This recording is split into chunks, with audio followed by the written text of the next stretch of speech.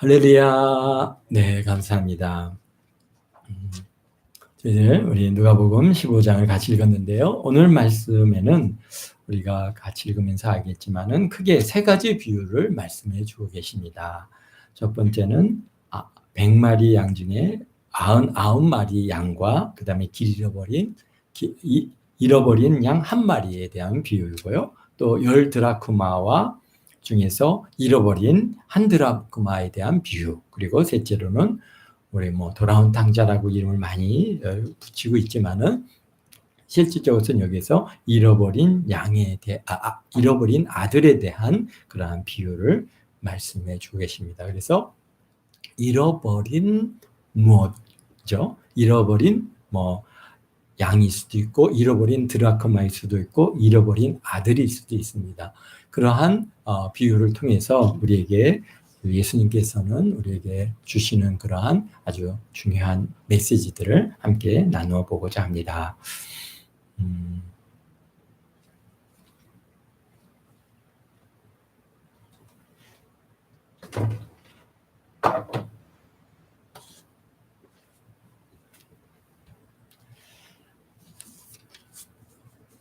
우리 1절에 보니까 모든 세리와 죄인들이 말씀을 들으려 가까이 나오니라고 했습니다.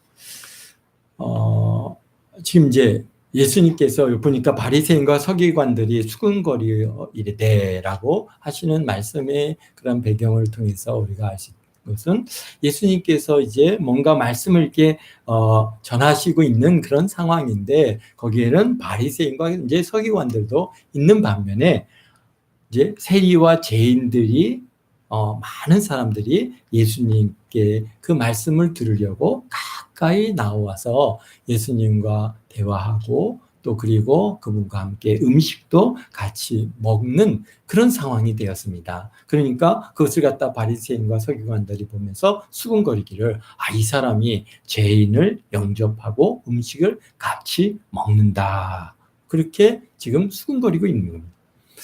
사실 그 시대에 우리가 율법의 그러한 규례, 이 바리새인들과 서기관들이 만들어 놓은 그러한 그들의 전통, 이런 것들을 통해서 우리가 보면은 세리들은 죄인 중에 괴수고 최고의 죄인이고, 또 여기 죄인들이라고 얘기한 것으로 보면은 아마 그 사회로부터 이미 저 사람들, 어떤 직업군들은 이미 죄인이다라고 그렇게 이렇게 정죄를 받고 있는 상황인 것 같습니다.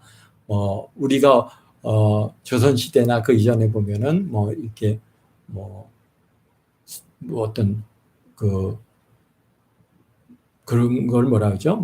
이렇게 동물을 잡고 이렇게 하는 사람들, 이런 사람들은 완전히 천인 취급을 하고 가까이 그들과 같이 하지 않았던 것 같이, 그렇게 어떤 신분적인 그런 어떤 뭔가 이미 이렇게 주어져 있는 것을 보여지는데요. 그런 사람들이 참, 그러니까 그들은 그 사회로부터 어떻습니까? 이미 약자로서 저들은 이 죄인이다라고 그렇게 이미 낙인되어진 사람들이니까 늘 마음에서 어떻습니까?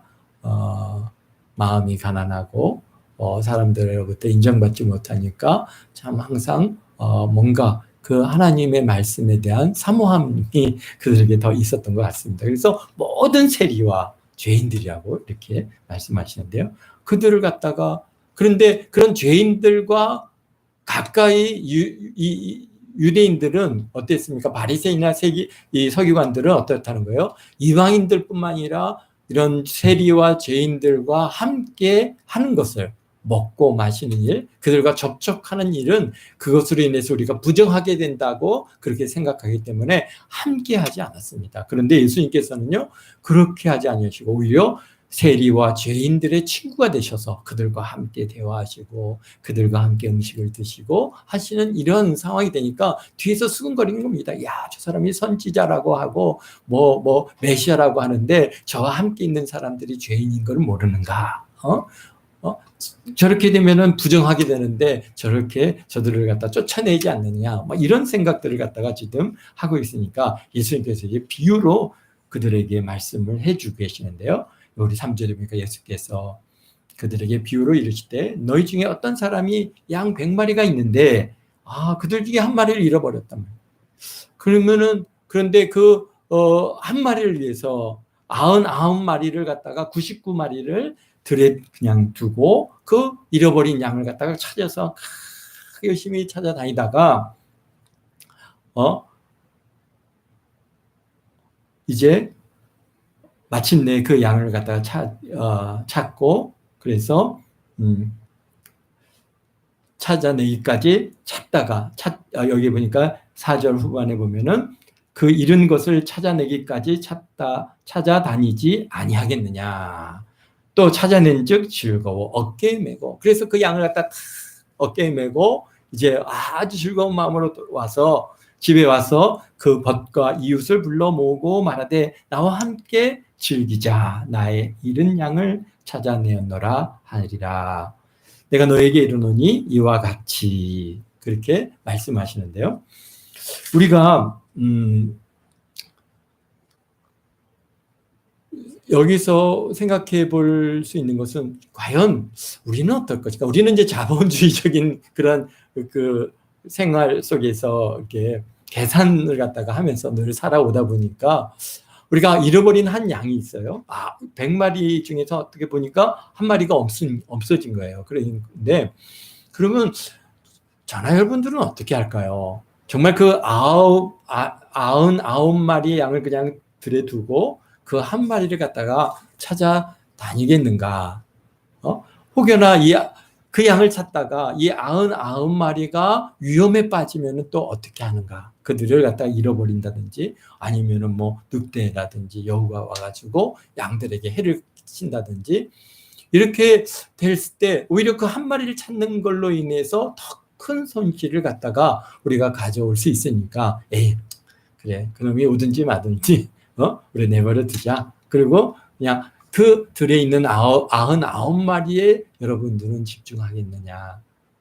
우리는 그렇게 할 가능성이 높습니다. 아마 저나 여러분들은 이거 누구 어떻게 갈 수 있겠어요?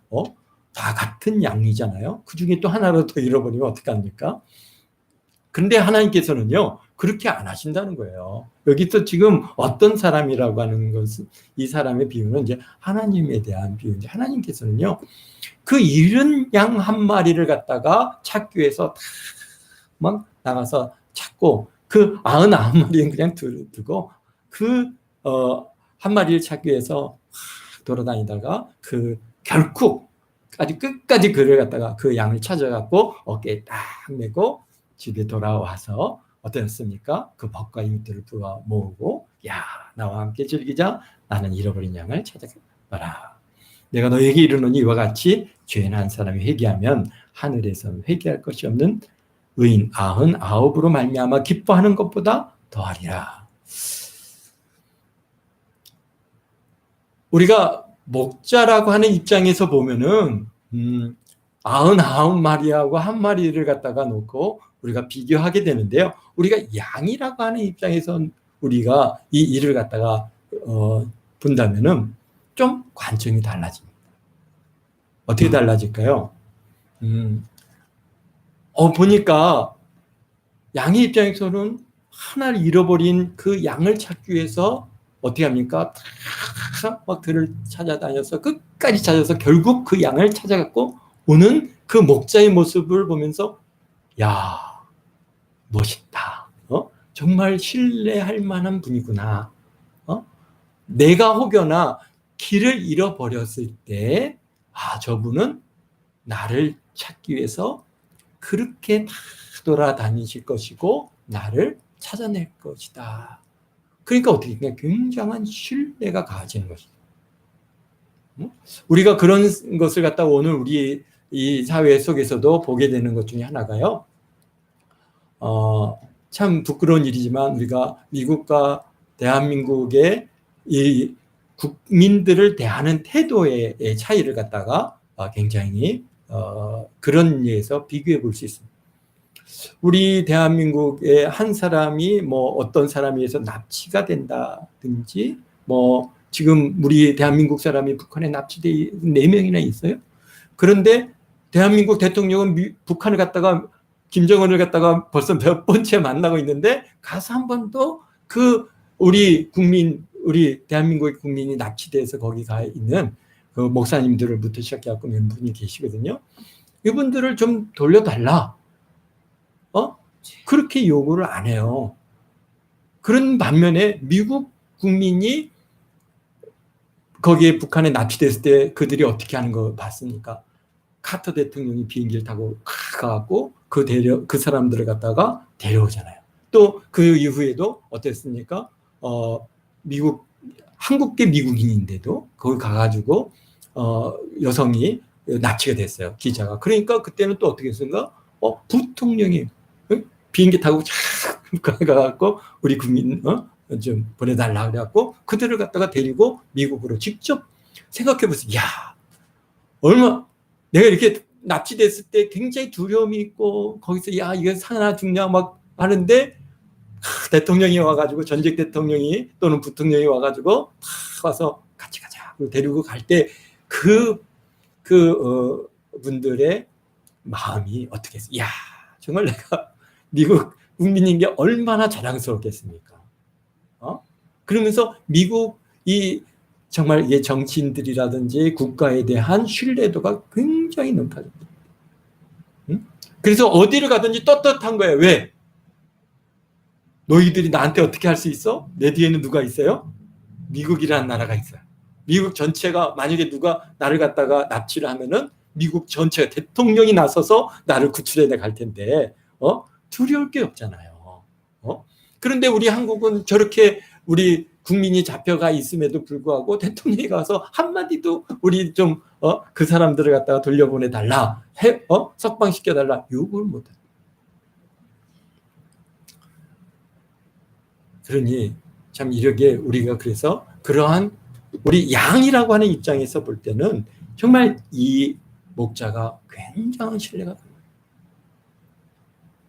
그에 우리가 앞으로 우리 목회 사역에서 있든지 또는 어떤 머리된 자리에 섰을 때 그 조직의 구성원들이 참 신뢰를 갖는다는 것은 내가 당신 하나 끝까지 내가 책임져 주겠다라고 할 때는 신뢰가 되는 것이죠. 그런데 보니까 이게 손해가 되네. 당신은 그냥 나가도 좋고 잃어버려도 좋고 없어도 마찬가지. 나는 지금 요 99마리가 더 중요해.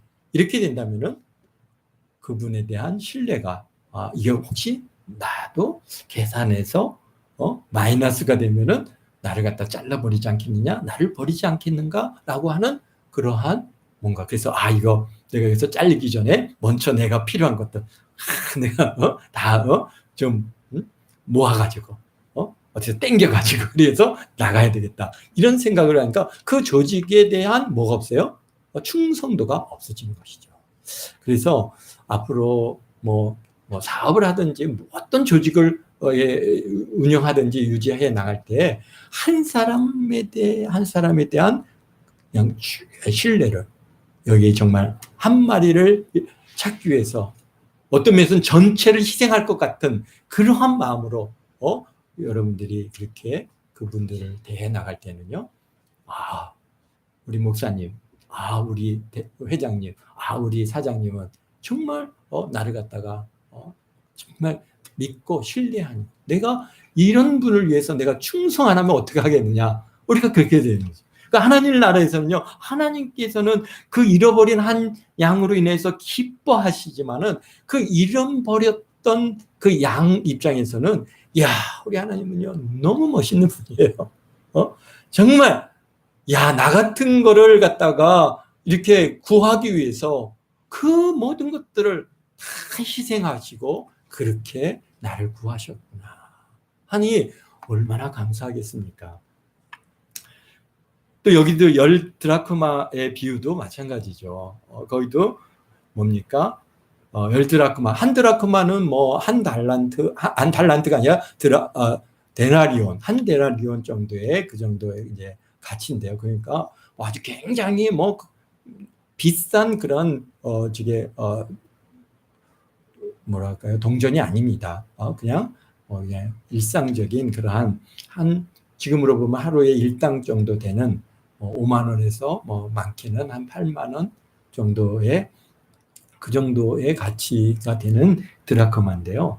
이 10드라크마 중에서 하나를 잃었어요. 그러니까 등불을 켜가지고 집을 쓸면서 찾아내기까지 부지런히 찾다가 결국 찾았습니다. 그래서 법과 이웃을 불러 모으고 말하되 나와 함께 즐기자. 이런 드라크마를 내가 찾았노라. 가치라고 하는 개념에서 보면은 한 드라크마는 그렇게 큰 가치가 있는 게 아니에요. 그렇죠? 뭐 잃어버린 양과 같이 한 큰 가치가 없어요. 그런데 거기에 큰 의미를 부여했죠. 누가? 그 어떤 여자라고 합니다. 근데 이제 여기에 의미는 어떤 의미가 있냐면은 이 10드라크마라고 하는 것은 결혼을 해서 온 여자들이 이제 결혼할 때 지참금으로 각져서 받아서 오는 게 10드라크마인데요. 그들이 그 드라크마가 이제 동전이 이렇게 엽전으로 돼 있으니까 그거를 머리띠에 이렇게 달아가지고 10개를 달아서 머리에 이렇게 딱 묶고 다닌대요. 그러다 보니까 여기 보면 이렇게 딸랑딸랑딸랑 엽전을 갖다 달고 다니는 그런 그 모습들을 보는데요. 그게 뭐냐면 내가 이렇게 결혼해서 10개의 드라크마, 그러한 지참금을 내가 가지고 온 사람이다라고 하는 그런 의미를 갖기 때문에 어떤 면에서는 그 굉장히 부모로부터 받은 지참금이기 때문에 의미가 있죠. 그러다 보니까 그게 굉장히 귀하게 여기는데 그런데 그걸 하나 잃어버린 거예요. 그러니까 그것을 찾고 여기서 이웃을 불러서 함께 먹고 마시고 즐거워하는 이 비용이 어떤 면에서 한 드라크마보다 더 많이 들어갈 수 있어요. 그럼에도 불구하고 그것으로 인해서 기뻐한다는 거예요. 그 별 가치가 우리가 세상적으로 볼 때는 사실 우리들은 하나하나가 큰 의미, 큰 가치가 없는데도 하나님께서 우리에게 정말 아주 중요한 가치를 부여하시고 그것이 우리를 잃어버렸을 때는 우리 한 영혼을 구하기 위해서 예수님께서 십자가에서 죽으시기까지 그러한 마음으로 우리를 갖다가 지금 여기서 그 찾기 위해서 수고하시고 그리고 그 찾음으로 인해서 그것을 갖다가 즐거워서 그 비용보다도 더 많은 비용을 들여서 그렇게 함께 즐거워한다라고 하는 의미를 담고 있습니다. 그럴 때 10절에 내가 너에게 이르노니 이와 같이 죄인 한 사람이 회개하면 하나님의 사자들 앞에 기쁨이 되느니라. 아멘. 그리고 여기에 보니까 또 돌아온 탕자라고 이제 잃어버린 아들이라고 하는 그런 비유를 갖다 또 말씀하신데요. 어떤 사람이 여기도 어떤 사람이에요. 어떤 사람은 누굽니까?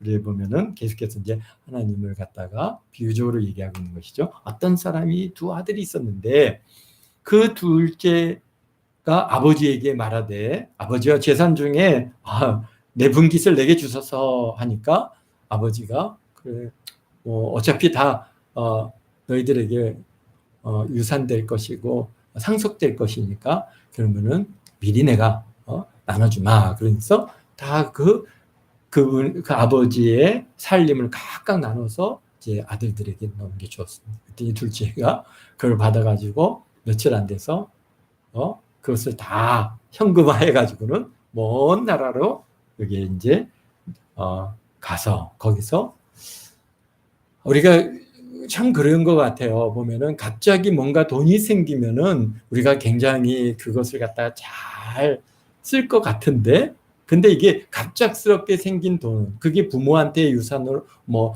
상속해서 받은 것이든 또는 우리가 요즘에 복권을 통해서 받았든 그렇게 갑작스러운 재산의 경우에는 그것을 갖다가 잘 관리를 못합니다. 내가 열심히 벌어서 내가 그 재산을 이렇게 이제 쌓아 올린 그것들은 잘 그래도 관리가 되는데 갑작스럽게 누구한테 받은 것은 쉽게 얻었으니까 쉽게 나가는 것이죠. 그러니까 이 아들이 거기서 허랑방탕하게 그 재산을 다 낭비했어요. 그런데 돈이 다 떨어지고 나서 얼마 안 돼서 그 나라에 큰 흉년이 드는 거예요. 그러다 보니까 이제 궁핍하게 됐죠. 전에는 그래도 수중에 돈이 있을 때는 뭐라도 이제 사서 먹고 즐기고 했지만은 돈이 다 떨어진 다음에 또 흉년까지 들었으니 누가 그 사람에게 뭐 정말 먹을 거 하나를 주는 사람이 없는 거예요. 그러니까 이제 궁핍화가 되고 굶주리다 보니까 이제는 어떻게 됩니까? 그 지역 사람의 집에 들어가서 백성 중 한 사람에 붙여서 그래서 이제 일꾼으로서 일을 하게 되는데 어떤 일을 하느냐? 돼지를 갖다가 치는 일을 하게 돼요. 돼지가 뭡니까? 이 돼지라는 것은 물론 한 동물을 갖다가 여기서 말씀하시기도 하지만 이스라엘 유대인들의 관점에서 돼지는 뭐 어떻습니까? 가증한 동물입니다. 그래서 먹을 수가 없어요. 그러다 보니까 돼지는요 키우지도 않아요. 심지어는 현재도 이스라엘 땅에 아주 일부 지역에서 돼지를 갖다가 키우는 지역이 있어가지고 그 이제 성지순례 이스라엘을 갖다 이렇게 다니면서 찍는 그 목사님이 그곳을 방문했는데요. 심지어는 돼지가 땅을 밟지 못하게 다 땅에서 이렇게 띄어 올려놓고 돼지를 키운답니다. 왜냐면 돼지가 땅을 밟으면 그 땅이 어떻게 돼요? 거기가 부정하게 되니까 그 돼지를 갖다가 땅을 밟지 못하게 그렇게 지금 키워가고 있는 것을 보는데요. 그만큼 돼지는 가증한 동물입니다. 그러니까 여기서 얘기하는 얘기는 뭡니까? 돼지를 쳤다는 얘기는 해서는 안 될 일을 한 것이죠. 쉽게 해서 가증한 일을 하는 거예요. 왜? 먹고 살아야 되니까. 내가 이게 이제 궁핍해서 먹을 이 일을 위해서는 누가 좋은 일을 갖다 시킵니까? 아니죠. 그러니까 아주 그냥 이것은 사실 뭡니까? 해서는 안 될 것 같은 그러한 아주 그냥 바닥의 일들을 하는 겁니다. 그런데 그렇게 함에도 불구하고 어떻게 했어요? 자기가 배를 채울 수가 없는 거예요. 여기서 주염 열매를 갖다가 먹고자 했지만은 주는 사람이 없었다는 거잖아요. 그래서 근데 뭐 주염 열매가 돼지가 먹는 그런 열매만은 아닙니다. 지금도 사람들이 먹습니다. 주염 열매는. 그러니까 뭐 이게 아주 못 먹을 거를 먹고자 하는 게 아니라는 것은 우리가 이제 어느 정도 알아야 되는데요. 그럼에도 그거를 갖다가 먹을 수가 없을 만큼 누가 주지 않는 거죠. 그렇게 이게 정말 해서는 안 되는 일, 참 그런 일을 함에도 불구하고 그 생계 문제를 해결하지 못해서 결국은 이제 줄여서 죽게 되는 그런 상황에 가서야 그가 뭡니까? 회개를 하고 깨우치는 것을 우리가 보게 됩니다. 그러니까 사람이요, 우리가 좀 이렇게 회개하고 금방 좀 하나님 은혜를 깨닫고 아버지의 사랑을 좀 알고 빨리 회개하고 돌아오면 참 좋겠는데 그런데요, 좀 수중에 돈도 있고 좋은 직장도 있고 뭐 가정도 좀 살만하고 편안하고 그진 걱정 없으면은 사실 하나님께로 돌아오기가 그렇게 쉽지 않은 것을 갖다가 많이 보입니다. 오늘 이 아들도 그렇게 좀 어려움이 왔으면 바로 회개하고 아버지께 찾아가야 되는데 그러지 않는단 말이죠. 언제까지 정말 죽여서 죽을 것 같은 그런 상황. 이러다 내가 죽겠구나. 근데 죽음을 생각해 보니까 우리 아버지 집에는 풍족한 일꾼들이 얼마나 많은데 내가 여기서 이렇게 굶어 죽으면 되겠는가? 내가 이제는 아버지께 가서 내가 하늘과 아버지께 내가 죄를 지었습니다. 이제는 나를 갖다가 아들이라 하지 마시고 품꾼 삼아주세요. 라고 그렇게 해야 되겠다라고 하는 그러한 마음의 변화가 온 것이죠. 아마 그 아들이 벌써 돌아가고 싶은 마음은 많이 있었을 겁니다. 그런데 자기가 한 죄가 있잖아요. 아버지 살림을 갖다가 반땡을 받아가지고 그래가지고 지금 나와서 그냥 허랑방탕하게 다 썼으니 아버지 앞에 쓸 면목이 없는 거죠. 그래서 가고 싶은 마음이 있었겠지만은 아마 그것을 갖다가 마음을 정하기가 어려웠을 겁니다. 그런데 극한의 상황에 도달하니까 그때서야 내가 이제 아버지께 가야 되겠다. 정말 이렇게 굶어 죽는 이보다는 줄여 죽는 이보다는 아버지께 가서 내 죄를 회개하고 내가 참 아버지 밑에서 이 품꾼으로 생활하는 게 낫겠다라고 하는 그런 극한의 상황에 가서 그의 마음이 이제 변화가 오는 것을 봅니다. 우리가 사람들의 변화라는 게요, 이렇게 보면은 어떤 극한 상황, 도저히 이제는 내 힘으로, 내 능력으로, 내 실력으로 안 되는 문제들에 다 부닥. 그것이 어떤 사람은 질병의 문제일 수도 있고, 어떤 사람은 뭐 물질의 문제일 수도 있고, 어떤 사람은 뭐 직장의 문제일 수도 있고, 어떤 사람은 뭐 어떤 진학의 문제일 수도 있고, 다 사람마다 그 와서 닿는 강도는 다 다릅니다. 어떤 사람은요, 아무리 물질이 없다 할지라도, 아무리 가난해도, 어떤 질병이 와도 그게 막 무너지지 않고 회개치 않는데, 그런데 또 손자라든지 손녀가 아프면은 금방 그냥 거기에서 무너져서 하나님 앞에 막 회개하는 일들도 봅니다. 그러니까 그 사람에게 있어서의 가장 그의 뭐랄까 소중한 것, 그것이 무엇인지 사람마다 다 다른 것이죠. 가치를 부여하는 그 가치의 강도가 다 다른 것입니다. 그런데 그런 것을 통해서 우리 하나님께서는요, 그를 갖다가 이렇게 돌이켜서 회개해서 참 주님 앞으로 돌아오게 하는데, 이 사람은 뭡니까? 죽여 죽는 거죠. 그러니까 그때서야 회개하고 이제 아버지께 돌아옵니다. 돌아오는데 아버지는요, 그 아들이 이렇게 멀리, 여기서 보니까 거리가 먼데 아버지가요, 그 아들을 알아봅니다. 어떻게 그럴 수 있었을까요? 생각해 보십시오. 그가 전에는 참 당당하게 갔는데 지금은 다 산 거지 아닙니까? 아마 이제 죽을 정도로 그렇게 참 어려운 상황을 그 먼 나라에서부터 그가 뭐 어떻게 왔겠습니까? 걸어왔을 것이고, 그러면 제대로 먹을 거나 제대로 입지 못했을 것입니다. 그런 정말 거지 중에 산거지 같은 모습으로 오는 그 사람을, 그 아버지는 먼데 오는 그 아들의 모습을 보고 금방 알아봅니다. 아, 이게 누구구나. 그래서 아버지가 막 달려가서 그를 갖다가 목을 껴안고, 그리고 여기서 엉엉 뭐 울었겠죠. 서로 얼마나 울었겠습니까? 그런데 그 아들이 이제 아버지에게 얘기합니다. 하늘과 아버지께 죄를 지었사오니 지금부터는 아버지 아들이라 일컬음을 감당하지 못하겠나이다. 그러니까 아버지가요, 종을 불러서 제일 좋은 옷을 입혀라, 손에 가락지를 끼우고 발에 신을 신기라, 그리고 살찐 송아지를 갖다가 끌어다가 잡아서 우리가 먹고 즐기자. 내 아들은 죽었다가 다시 살아났으며 내가 잃었다가 다시 얻었노라 하니 그들이 즐거워하더라. 그 아버지의 마음이, 아버지는요, 그가 어떻다는 거예요. 그때까지 그 아들이 가서 그렇게 떠난 이후로 그 아들을 매일같이 그 아들이 돌아오기를 날마다 기다렸다.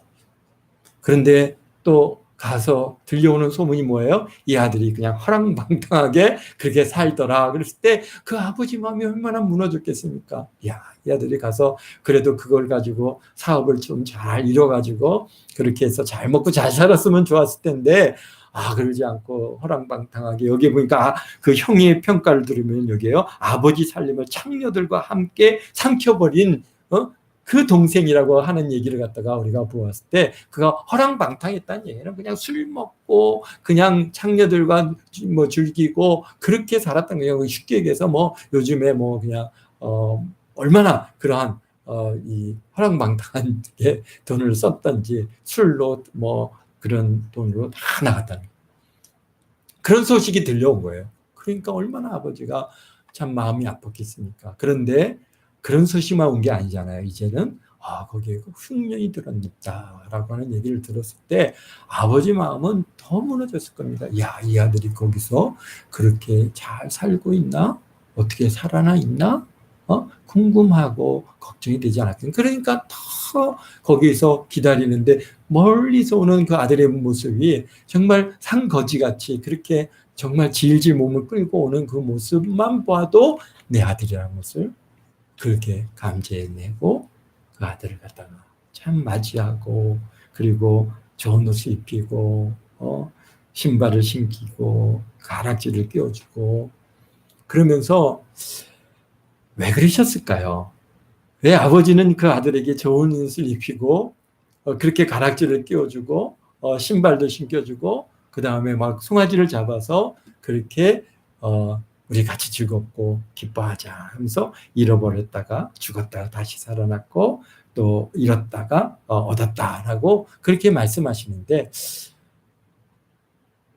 아마도 그런 것 같아요. 뭐냐면은 아들이 그렇게 왔을 때 주위 사람들한테 야 저는 말이야 그 돈 다 가져가더니 저렇게 손가락질 받는 게 부모 입장에서는 비록 정말 좀 불효자이지만은 그래도 어쨌든가 그가 회개하고 돌아왔잖아요. 그런데 그 아들의 어떤 면을 그러니까 체면을 좀 살려주고 싶은 마음이 없지 않아 있으실 것 같아요. 그러니까 저것도 입히고 신발도 신기고 그다음에 가락지도 끼고 이 사람은 내 아들이다 말이에요. 당신들 이 아들을 갖다 멸시하고 손가락질하지 마십시오. 이 아들은 내 아들이고 내가 잃었다가 죽었다가 다시 살아난 아주 귀한 내 아들입니다. 라고 하는 것이죠. 그런데 그 형은 맏아들은 그 잔치에 들어가려 하지 않아요. 즐거워하지 않아요. 그러고는 아버지한테 뭐라고 합니까? 아니 아버지 재산을 갖다 다 저렇게 허락망탕하게 창기들과 함께 그렇게 다 소비한 버린 이 아들이 오매 아버지는 살찐 송아지를 잡아주는데 나를 위해서 뭐 해주지? 내가 아버지와 늘 함께 있었고 아버지 명을 내가 한 번도 어긴 적이 없음에도 불구하고 정말 양 하나 염소 하나 주어서 우리 친구들과 함께 즐기라고 대법과 함께 즐기라고 주신 적이 없습니다. 그러니까 여기 31절에 아버지가 뭐라 합니까? 예, 너는 항상 나와 함께 있었으니 내 것이다, 내 것이. 그러나 이 동생은 죽었다가 살아났으며 내가 잃었다가 얻었기로 우리가 즐거워하고 기뻐하는 것이 마땅하다는 겁니다. 그냥 즐거워하노라가 아니라요. 즐거워하는 것이 마땅하다는 겁니다. 이게 마땅하다. 참 이게 우리 하나님의 마음이 얼마나 참 놀라운지요. 우리가 회개하고 하나님께 돌아올 때 우리 하나님께서는 우리의 그 지난 날의 일들을 넌 왜 그랬느냐 한마디도 묻지 않으시고 어떻게 기쁨으로 맞이해 주시고 그리고 우리를 위해서 혼인잔치를 베풀고 즐거워하는 것이 마땅하다는 겁니다. 얼마나 이게 놀라운 일입니까? 그러나 여기에 보면은 이 맏아들은 우리가요 또 교회 안에서 이런 사람들이 있을 수 있습니다. 뭐냐면은 이렇게 교회 안에서 또 우리 가정 안에서 또 하여튼 우리 믿음의 형제 자매들 안에서 우리가 범죄하는 사람들 정말 저 사람은 왜 저래 참 없으면 좋겠다 이런 생각을 갖다가 가는데 마침 그가 교회를 갖다가 떠난다 그러면은 야 저는 없으면은 참 이제 우리가 예배 드리는데 정말 은혜롭게 드리겠구나. 그리고 교회가 참 부드럽구나. 그렇게 생각하는 그런 위치에 혹여나 우리가 있다라고 하면은 맏아들들과 우리가 큰 차이가 없다는 겁니다. 그러나 어떻습니까? 비록 그러한 사람이라 할지라도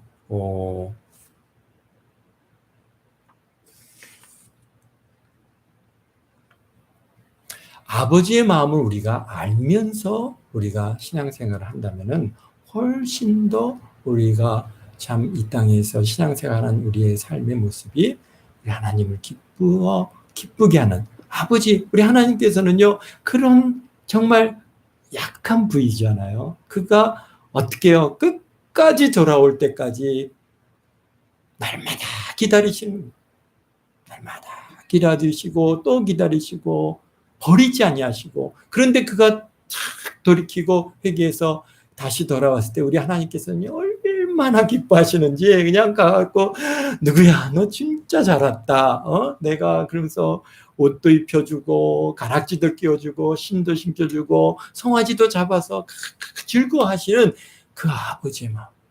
아마 아버지는 그 아들에게 큰아들에게 맏아들에게 섭섭함이 많이 있었을 가능성이 있어요. 어떤 섭섭함이 있었을까요? 아니, 동생이 저렇게 어렵게 되었다고 하는 소식을 들었을 때 한번 좀 너가 형이니까 한번 좀 그가 어떻게 살고 있는지 가서 한번 좀 찾아나 좀 봐달라고 그렇게 찾아가 봐주기를 사실은 원했을 가능성이 많습니다. 그런데 보니까 아들한테 딱 보니까 얘가 그냥 동생을 생각하기를 갖다가 정말 너무나도 그냥 싫어하는 모습이 역력하니까 아버지 입장에서 그 아들 보고 좀 그 아들 동생이 어떻게 지내는지 한번 찾아가서 어려우면 좀 데려와라. 그렇게 말하지 못한 것이죠. 근데 아버지의 마음은 정말 그 아들 약한 부위잖아요. 참 그 아들 둘째를 찾아보고 참 그를 갖다가 죽었는지 살았는지 그 생사라도 확인해보고 싶은 이 마음이 아마 우리 아버지 마음이었을 것이고 하나님의 마음일 것입니다. 오늘날 우리 교회 안에서도 혹여나 누가 참 이렇게 뭐랄까 신앙생활이 열심히 하지 않는다고 해서 우리가 왜 너는 그렇게 하지 않느냐고 책망할 문제가 아닙니다. 어떻게 해요? 기다려야 되는 것이죠. 기다리다가 하나님께서 그 사람의 마음을 변화시켜서 딱 돌아올 때, 야, 내가 이렇게 죄를 짓고 이렇게 허랑방탕하게 살았는데 내가 이게 교회 가면 나를 정말 교회에서 반겨줄까? 혹여나 너 왜 왔니? 너 오지 마. 그렇게 혹여나하지는 않을까 하는 그런 마음들을 가지고 교회를 갖다가 얼굴을 갖다가 들어가도 될까요 말까요 이렇게 하는데 보더니 아이고 누구야 어서 와 잘 왔네 아이고 얼마나 기다렸는데 반갑다 아이고 사랑해 막 그러면서 막 우리 교인들이 그를 갖다가 기쁨으로 맞아주고 안아주고 그 다음에 보니까 그동안 많이 고생했구나 야 좋은 옷도 가서 챙겨서 오고 또 그다음에 신발도 신겨주고 가락지도 끼워주고 그러면서 야 이제는 왔으니까 너 이제 고생하지 말고 우리 여기 안에서 같이 잘 신앙생활하고 우리 행복하게 우리 같이 보내자 이렇게 그랬을 때 그 사람의 마음이 막 열리고 야 정말 나를 이렇게 반겨주는구나 이 둘째 아들은 아버지를 찾아올 수 있었던 게 뭐였겠어요? 아버지가 자기를 버리지 아니할까라고 하는 것에 대한 믿음이 있었던 것이죠. 그런 믿음이 없었으면은 내가 가면은 우리 아버지가 나를 갖다가 너 이놈 그냥 몽둥이 들고 와갖고 이놈 자식 말이야 여기를 왜 왔어? 당장 나가라 그러고 쫓아낼 것 같으면은 어떻게 그 아들이 그 집으로 다시 돌아갈 수 있었겠습니까? 그럼 항상 마음에는 아버지를 나를 참 환영하고 나를 기쁘게 받아들일 거라고 하는 그러한 믿음은 있지만은 뭐가 없는 거예요. 부끄러운 거죠. 돌아가는 게 부끄러워서 그냥 버티다가 이제는 더 이상은 가다가 죽겠구나 하는 상황이 왔을 때 돌아왔더니 정말 어떻게 해요? 아버지가 정말 자기를 환영하고 기뻐해주고 정말 그런 마음에 그 아들의 마음이 완전히 동하는 그래서 정말 아버지 정말 저는 죄인입니다. 제가 하늘과 아버지 때는 죄가 큰 죄를 지었습니다. 그렇게 마음을 돌이킨 이후에 그가 어떻게 살았겠습니까?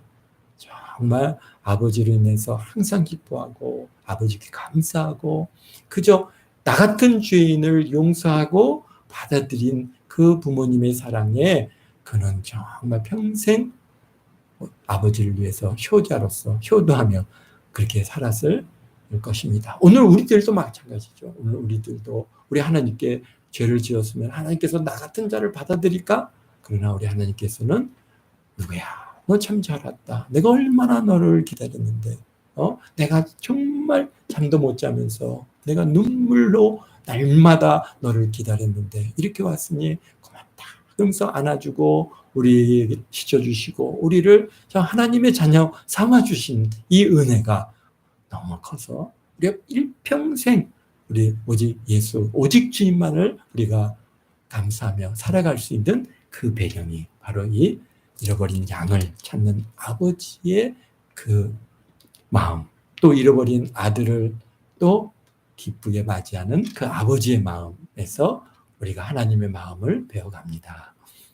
우리 앞으로도 우리가 신앙생활을 해나가면서 정말 이런 아버지의 마음을 우리가 닮아서 우리 큰아들처럼 그렇게 판단하고 정죄하는 자리가 아니라 아버지의 마음을 알아서 정말 기다리고 환영하고 너 왜 그러냐 그게 아니라 너 오면은 잘했다 칭찬해주고 환영해 줄 수 있는 저와 여러분 모두가 되시기를 주의 이름으로 축원드립니다.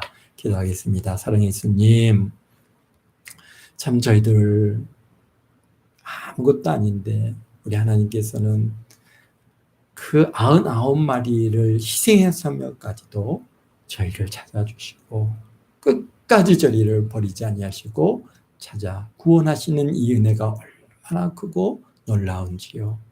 아버지 하나님, 참 이 땅에 살아가면서 정말 하나님께서 베풀어 주신 이 큰 은혜로 인하여 날마다 감사하고 아버지 하나님께 영광 돌리는 저희들 되게 도와주시고 우리가 아버지의 마음을 알아서 정말 아버지 하나님 고통하고 있고 여러 가지 참 방황하고 있는 많은 우리 믿음의 사람들, 형제 자매들을 아버지 하나님께로 잘 인도하고 그들을 기쁨으로 눈물로 아버지 감사함으로 아버지 하나님 끝까지 참고 기다리는 그런 우리 동안교회 모든 성도들 되어서 참 저들이 다시금 돌아올 때 참 우리 동안교회가 아버지 하나님의 위로의 장소가 되게 하시고 참으로 이것이 가정같이 편안한 참 은혜의 장소 다 되어서 참 하나님께서 이 교회에 함께 하심을 저들도 경험하고 알고 참 주님을 위해서 충성된 그리스도인으로